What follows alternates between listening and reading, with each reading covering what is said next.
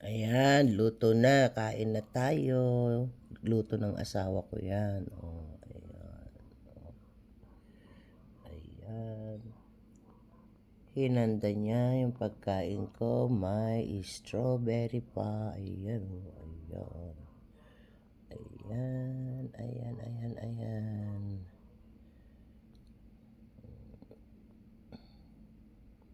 Kain tayo guys. Ayan.